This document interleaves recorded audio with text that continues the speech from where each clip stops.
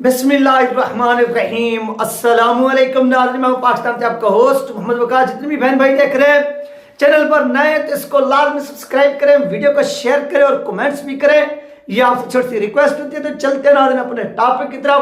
सबसे पहले वो अफसोसनाक खबर जो गुजरात के अंदर हुआ, उस हवाले से कुछ तफसील जो ना वो मेरे पास आई है और ये कन्फर्म तफसील है, ये आप लोगों के साथ जो ना वो इस वीडियो में शेयर होगी। दूसरा, एक मुफ्ती मुनीबुर रहमान साहब का एक बहुत बड़ा स्टेटमेंट है, एक वीडियो पैगाम आया है, उसमें उन्होंने क्या कुछ बयान किया है ये भी आप इस वीडियो के अंदर जान सकेंगे। तो चलते हैं नाज़रीन बिना टाइम को वेस्ट किए अपने टॉपिक की तरफ। तो सबसे पहली बात नाज़रीन कि साकिब नवाज साहब को जिस तरह से क्या किया गया कि उनको शहीद किया गया, गोलियां मारी गई हैं, तो इस पर डीएसपी का भी मौक़िफ़ सामने आया है।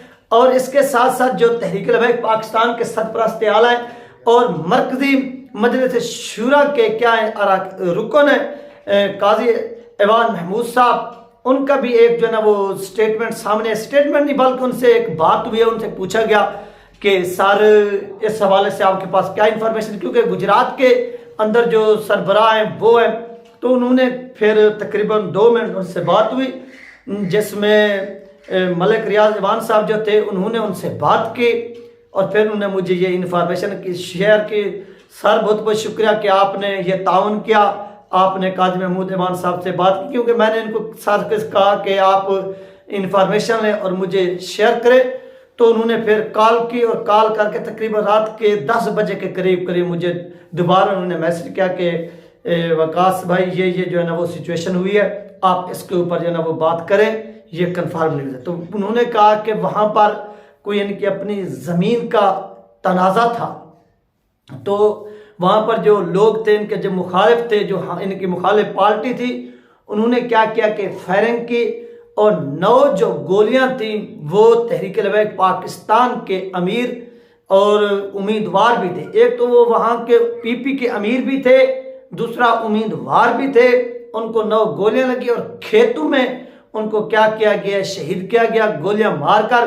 और इस तरह से जियो न्यूज़ ने भी इस चीज़ की तस्दीक की है। लेकिन मैंने जो आपके साथ ये खबर शेयर की है, ये तहरीक-ए-लबैक पाकिस्तान के अहम जिम्मेदार की बयान के ऊपर शेयर किए कि ये ज़मीन का तनाज़ा था, ये कोई तहरीक का मसला नहीं था। एक होता ना कि कोई सियासी हमला हो गया, कोई सियासी अदावत हो गई, जैसे कि ये बंदा हमसे जीत रहा है और या इनका रास्ता रोकने के लिए, इस तरह की गुंडागर्दी होती रहती है।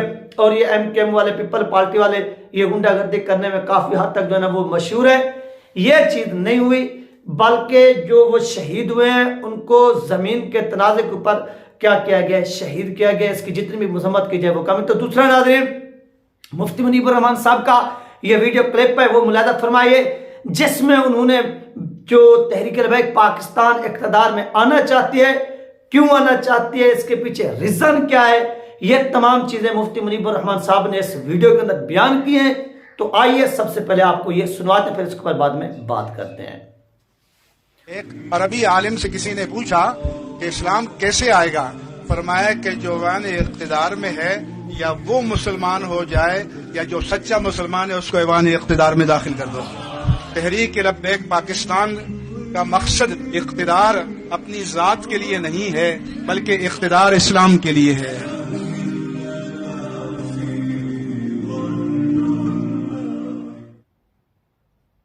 तो नाज़रीन ये थी मुफ्ती मुनीबुर रहमान साहब की अहम तरीन स्टेटमेंट।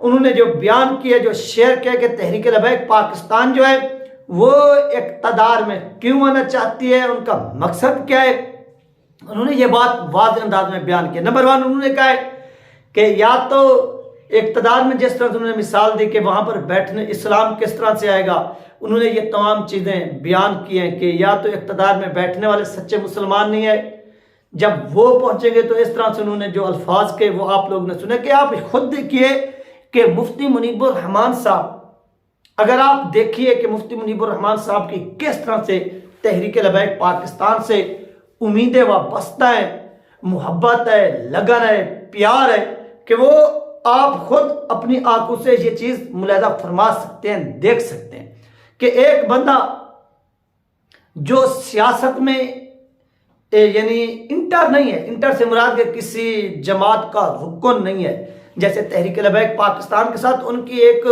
وابستگی ضرور ہے، محبت ضرور ہے، لیکن ایک جس طرح سے ایک بندہ حصہ بن جاتا ہے، پارٹ بن جاتا ہے، part of the political party یا سیاست کا، اس طرح سے نہیں، بلکہ وہ سیاست میں نظر تو رکھتے ہیں، یعنی جماعت کا حصہ نہیں ہے، وہ اس کے باوجود بھی تحریک لبیک پاکستان کے ساتھ کھڑے ہیں اور تحریک لبیک پاکستان کے حق میں بیان دے رہے ہیں۔ کیوں؟ ان کی جو آپ ایج دیکھیں، کافی اللہ پاک ان کو عمر دراز کرے کہ کافی وہ ایجڈ ہے، انہوں نے اپنے اس عمر سے یہ نتیجہ اخذ کیا ہے کہ پاکستان کے اندر اگر کوئی نظام مصطفیٰ پارٹی لا سکتی ہے یا لانے کی صلاحیت رکھتی ہے، اس کے پاس پاور ہے، تو وہ صرف اونلی ٹی ایل پی ہے، اونلی، اور ٹی ایل پی کے علاوہ کوئی بھی جو جماعت ہے وہ نہ لا سکتی ہے، نہ اس طرح سے کارنامہ سر انجام دے سکتی ہے۔ یہ مفتی منیب الرحمان صاحب ایکسپٹ کر رہے ہیں۔ اب آپ دیکھیں کہ اقتدار میں نواز شریف کتنی بار گیا، آپ نے دیکھا کہ 1997 کے اندر جب یہ ڈبل میجورٹی کے ساتھ ڈبل اکثریت کے ساتھ یہ وہاں پر پہنچا تھا، تو اس نے ہار وہ گنڈا گردی کی اور اس نے اسلامی ٹچ یہ عمران خان سے بھی زیادہ دیتا تھا نواز شریف۔ آپ اس کی ماضی اٹھا کر دیکھ لینا، جو پرانے بزرگ ہیں ہمارے، ان سے پوچھئے کہ یہ بندہ پیر نصیر الدین صاحب کو بھی انوائٹ کر گیا تھا کہ آپ آئیے پارلیمنٹ میں خطاب کیجئے، میں پاکستان کے اندر وہ بننا چاہتا ہوں، یا کیا ہوتا ہے خلیفہ بننا چاہتا ہوں، اور یہ تمام لوگ میرے نیچے کام کریں۔ یہ وہ شخص تھا، یعنی نواز شریف جیسا اسلامی ٹچ دینے والا۔ پاکستان کے اندر آپ عمران خان کو بھی بھول جائیں گے جس طرح سے یہ اسلام کے اوپر کھیلتا رہا ہے۔ پھر یہ 90 کے اندر اس کی حکومت بنی، پھر اس طرح 97 کے اندر اس کی حکومت بنی، اور پھر 2013 کے اندر اس کی حکومت بنی، پھر اب بھی ان کی حکومت بنی ہے 2022 کے اندر، 21 کے اندر، وہاں پر بھی ان کی حکومت بنی، لیکن انہوں نے کچھ نہیں کیا سوائے عوام کو بے وقوف بنانے کے، لولی پاپ دینے کے۔ تو یار یہ ان کی حقیقت ہے اور یہ ان بے غیرتوں کی حیثیت ہے، اور اس کے مطابق یہ سیاست کر رہے ہیں۔ یعنی یہ پاکستان کے کوئی خیر خواہ نہیں۔ آپ لوگ یہ اپنا مائنڈ سے یہ بات نکال لیں کہ نواز شریف پاکستان کے اندر جو ہے وہ اقتدار کے ذریعے اپنا نظام مصطفیٰ قائم کرے گا، کبھی بھی نہیں۔ اور اس چیز کی آج مفتی منیب الرحمان صاحب نے یہ مثال دی ہے اور خوبصورت انداز میں دی ہے، اور اللہ پاک مفتی منیب الرحمان صاحب کی عمر دراز کرے، جس طرح سے وہ جدوجہد کر رہے ہیں۔ یار ایک بزرگ کا بھی بہت بڑا آسرا ہوتا ہے، سہارا ہوتا ہے۔ کیوں؟ کیونکہ جب وہ کال دیتا ہے نا، تو اس کی جو کال ہوتی ہے وہ آگے ہلا کے رکھ دیتی ہے۔ جو سامنے بیٹھا ہوا ٹاؤٹ ہوتا ہے اس کو معلوم ہوتا ہے کہ جب مسجد رحمت اللہ عالمین میں بے گناہ لوگوں کو شہید کیا گیا، تو اس وقت بھی مفتی منیب الرحمان صاحب کو اس وقت کے جو گورنر سندھ تھے عمران اسماعیل، انہوں نے کال کی کہ سر آئیے مذاکرات کر لیتے ہیں، آپ جو وہاں پر اپنے لائحہ عمل کا اعلان کرنے جا رہے ہیں، جو پریس کلب میں یا آپ میڈیا کانفرنس کرنے جا رہے ہیں، آپ رک جائیے۔ تو مفتی منیب الرحمان صاحب نے کہا کہ نہیں، میں یہ کسی بھی صورت نہیں روک سکتا، کیونکہ حق کی بات جب کرنی ہے تو پھر کرنی ہے، چاہے اس کے اوپر جتنی بھی بڑی قیامت آتی ہے وہ آنے دیں۔ تو مفتی منیب الرحمان صاحب نے پھر وہ حق کی بات کی، اور آپ لوگوں نے دیکھی کہ مفتی منیب الرحمان صاحب نے حق کی بات کر کے دکھائی۔ تو یار اس طرح سے جب حق بولنے والے لوگ پاکستان میں موجود ہیں تو اس وقت تک پاکستانی قوم کو کوئی شکست نہیں دے سکتا، کوئی نہیں ہرا سکتا۔ یہ بات آپ اپنے ذہن میں بٹھا لیجئے۔ جب تک آپ یہ چیز اپنے ذہن میں نہیں بٹھائیں گے اس وقت تک آپ بھی ناکام ہوتے رہیں گے۔ تو یہ وہ ریزن ہے، یہ وہ وجوہات ہیں جس کی بنیاد پر کیا ہو رہا ہے کہ ٹی ایل پی آج بھی کام کر رہی ہے، اور ان کے کام کے پوری دنیا میں چرچے ہو رہے ہیں، اور اس طرح سے کام کرنا بھی چاہیے۔ تمام پارٹیز جو ہیں ان کو چاہیے کہ وہ تحریک لبیک پاکستان کا ساتھ دیں، اور پیپل آف پاکستان کو بھی چاہیے کہ وہ ٹی ایل پی کا ساتھ دیں، ٹی ایل پی کے ساتھ کھڑے ہوں۔ جب تک آپ ٹی ایل پی کا ساتھ نہیں دیں گے، ٹی ایل پی کے ساتھ کھڑے نہیں ہوں گے، اس وقت تک جو ہے نا وہ آپ ترقی نہیں کر سکتے۔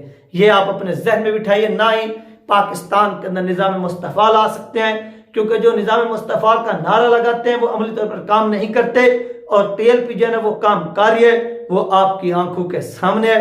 اور آپ بھی اس میں تحریک لبیک پاکستان کا جو ساتھ ہے وہ لازمی دیجیے۔ یہ تھی ناظرین اہم ترین اپڈیٹ جو آپ لوگوں کے ساتھ شیئر کی گئی ہے۔ انشاءاللہ ملتے ہیں نیکسٹ ویڈیو میں۔ اللہ حافظ۔